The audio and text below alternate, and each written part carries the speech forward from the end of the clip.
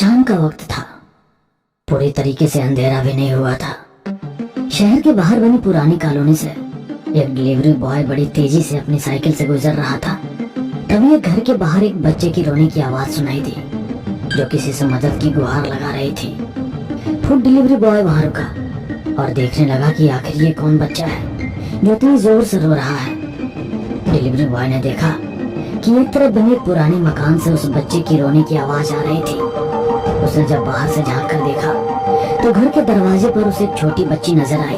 वो बच्ची लगातार रो रही थी और उसे अपनी तरफ बुला रही थी। उसने देखा उस घर में उसे कहीं कोई नजर नहीं आया, बल्कि आसपास के घर भी बिल्कुल खाली और अंधेरे में डूबे हुए थे। उसे हैरानी हुई और उसने सोचा कि बच्ची जरूर किसी मुसीबत में है। अब वो डिलीवरी बॉय बच्ची की तरफ बढ़ा। वो जैसे ही घर के दरवाजे पर गया, वो बच्ची घर के भीतर भागी। डिलीवरी बॉय थोड़ा चौंक गया और डरते हुए घर के अंदर जाने लगा। वो जैसे ही घर के भीतर गया, घर का दरवाजा जोर की आवाज के साथ बंद हो गया। अगले दिन दो दोस्त राघव और जॉय एक कमरे में बैठकर बातें कर रहे थे। तभी उनका तीसरा दोस्त रिकी भागता हुआ बाहर से आया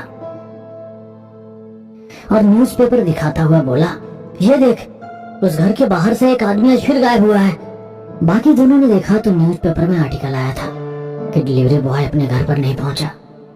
उसके परिवार वालों ने पुलिस कंप्लेंट की। पुलिस ने ढूंढा तो उसकी साइकिल और सारा सामान उसी पुरानी घर के बाहर मिला, लेकिन उस आदमी का कहीं कोई पता नहीं था।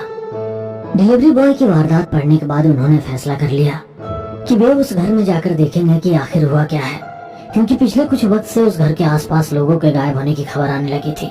उसके बाद बहुत से लोग कॉलोनी छोड़कर चले गए, क्योंकि सबका मानना था उस घर में आत्माओं का बसेरा है।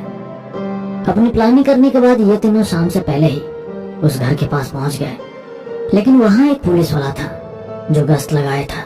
उसने इन तीनों को यहाँ से चले जाने के लिए कहा, क्योंकि इस जगह पर खतरा था। उस वक्त वे तीनों वहां से चले गए, लेकिन राघव ने कहा, हम यहीं आसपास नजर रखेंगे और जैसे ही पुलिस इधर उधर होगी हम घर में घुस जाएंगे। अगर इस घर की मिस्ट्री का पता चल गया तो हम तीनों का बहुत बड़ा नाम होगा।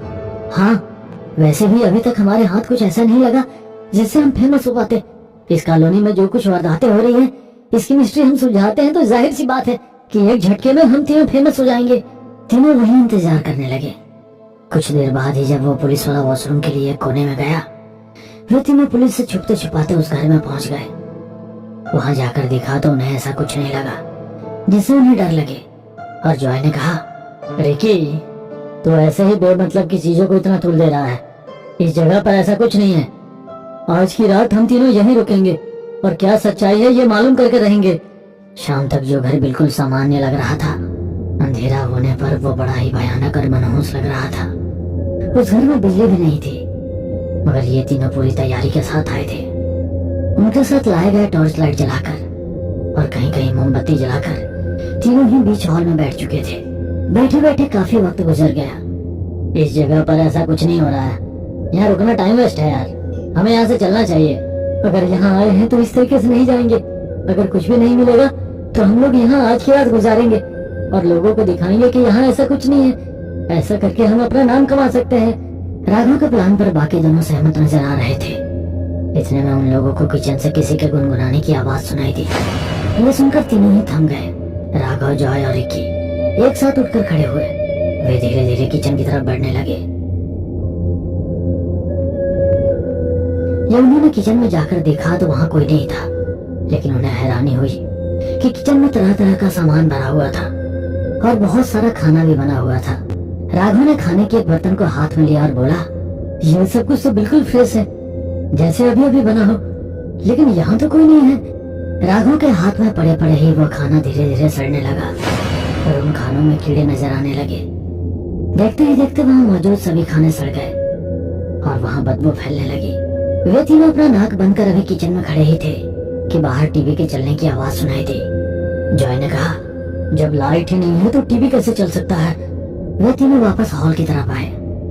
हॉल में आए तो देखा कि वाकई में टीवी चल रहा था और टीवी के सामने एक कुर्सी थी जो हिल रही थी। राघव और जॉय ने एक दूसरे की तरफ देखा तो दोनों की आंखों में डर नजर आ रहा था। राघव ने डरते हुए पूछा, कौन है यहाँ? राघव के पूछते ही टीवी एकदम से बंद हुआ और आवाज के साथ टीवी ब्लास्ट हो गया। राघव और जॉय दोनों ही चिल्ला पड़े। सब कुछ शांत होने के बाद उन्होंने देखा उनके साथ रिक्की नहीं था। राघव ने हैरानी से चारों तरफ देखकर रिक्की को आवाज लगाई, रिक्की, रिक्की, तुम कहाँ हो? लेकिन उसका कोई आवाज नहीं आया। राघव ने जॉय से कहा, एक काम करते हैं, तुम रिक्की को नीचे ढूंढो और मैं उसे ऊपर की तरफ जाकर देखता हूँ। जॉय को डर तो लग रहा था, लेकिन उसे रिक्की को ढूंढना था, तो राघव से अलग होने के अलावा और कोई ऑप्शन नहीं था। दोनों ने एक एक टॉर्च ले ली और अलग अलग होकर उसे ढूंढने लगे। राघव एक एक सीढ़ी चढ़ता हुआ ऊपर बढ़ रहा था। आज बहुत बुरे फंस गए यार। और फिर अपने आप को समझाने की कोशिश करता कि घोस्ट हंटर बने हैं, इन सब चीजों से डरने से काम नहीं चलेगा। राघव जैसे ही ऊपर गया, उसने देखा सामने वाला कमरा खुला था और उस कमरे में रोशनी आ रही थी। साथ ही साथ उस कमरे में वैसे ही गुनगुनाने की आवाज आ रही थी जैसे थोड़ी देर पहले किचन से आ रही थी। राघव डरते हुए उस कमरे की तरफ बढ़ रहा था। राघव जैसे ही उस कमरे के दरवाजे पर गया, उसने देखा पूरा कमरा खिलौने से भरा हुआ था और ऐसा लग रहा था जैसे ये कोई 7-8 साल के बच्चे का कमरा है। वहाँ जमीन पर कलर्स बिखरे हुए थे। कलर पेंटिंग में कई सारी कागज थी जिन पर बहुत अलग अलग चित्र बने हुए थे। देखने में ऐसा नहीं लग रहा था कि किसी बच्चे ने ये पेंटिंग बनाया है। वो पेंटिंग बहुत ही भयानक थी। किसी में आधा फटा हुआ सर था, किसी में सर कटी लाश थी, किसी में सिर्फ यूं ही लाल रंग के पेंट से खून के ड्रॉप्स बने हुए थे। राघव की नजर एक पेंटिंग पर जाकर थम गई। पेंटिंग में एक कांच की बोतल थी। बोतल में एक आदमी को बंद दिखाया था जो उस बोतल से निकलने की कोशिश कर रहा था। राघव उस पेंटिंग को देख ही रहा था तो उसे लगा जैसे उसके पीछे से कोई गया हो। राघव ने जैसे ही पीछे पलट कर देखा, कमरे में अंधेरा छा गया और नीचे से जॉय के चीखने की आवाज आई। राघव नीचे की तरफ भागा। नीचे आकर उसने देखा हॉल में जहाँ ये लोग खाना खा रहे थे, वहाँ बैठकर रिक्की बड़े आराम से खाना खा रहा था जैसे कुछ हुआ ही नहीं। ये देखकर राघव के कदम जहाँ थे वहीं थम गए और उसने देखा जॉय कहीं नहीं था। राघव ने गुस्से से पूछा, ये क्या मजाक है? तुम कहाँ थे और जॉय कहाँ है? लेकिन रिक्की ने कोई जवाब नहीं दिया और वो खाना खाता रहा। अंत में राघव ने रिक्की का कंधा जोर से हिलाते हुए पूछा, तो रिक्की ने राघव की तरफ लटकर देखा। रिक्की को देखते ही राघव पीछे हटा और पीछे खिसकने लगा क्योंकि रिक्की की आंखें बिल्कुल सफेद थी। उसके सिर से खून बह रहा था और उसका पूरा शरीर ऐसा लग रहा था जैसे इस पर कोई सफेद रंग चढ़ा दिया गया हो। इसका साफ मतलब था कि रिक्की तो था लेकिन अब जिंदा नहीं था। राघव ने देखा कि रिक्की जिंदा नहीं था।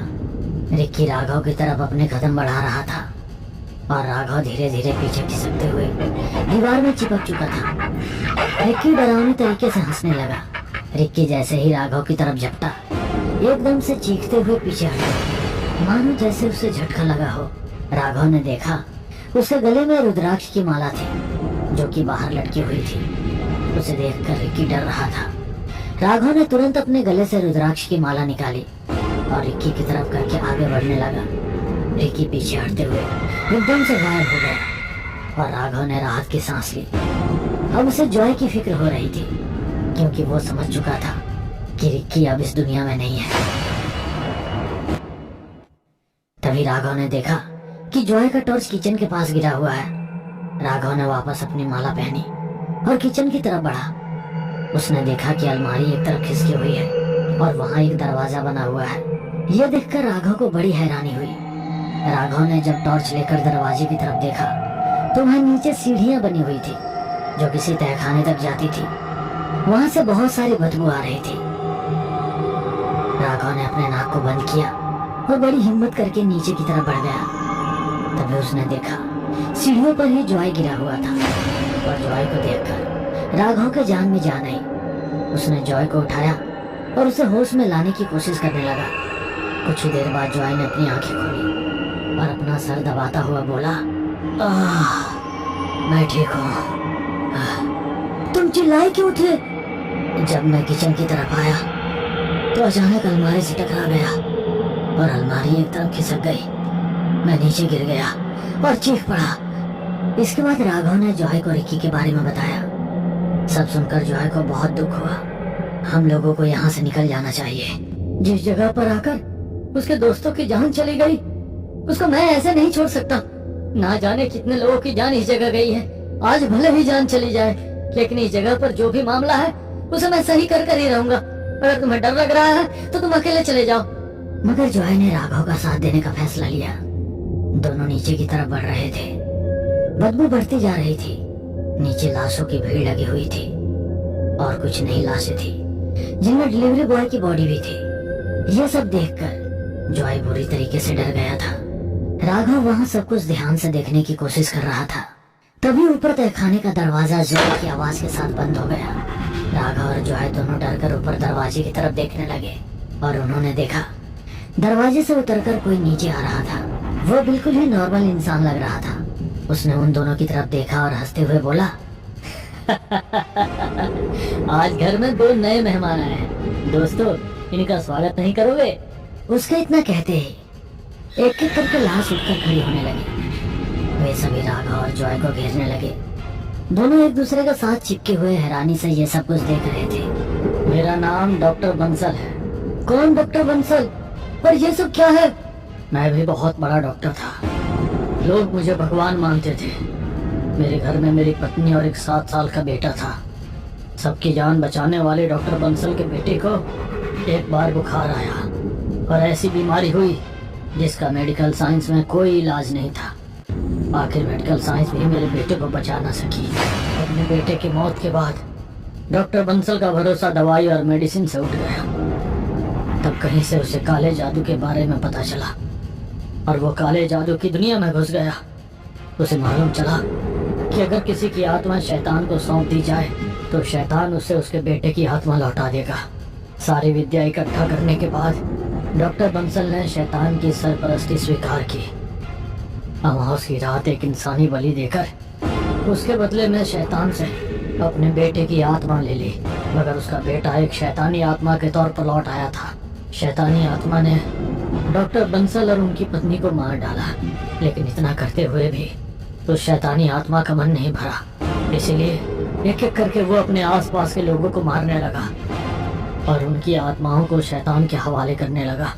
अब डॉक्टर बंसल और उनकी पत्नी भी शैतानी आत्मा बन चुके थे और वो शैतान का साथ दे रहे थे। राघव ने बड़ी हिम्मत करके डॉक्टर बंसल को समझाने की कोशिश की। ये सब गलत है। आप सभी आत्माओं को मुक्त करें और खुद भी मुक्त हो जाएं।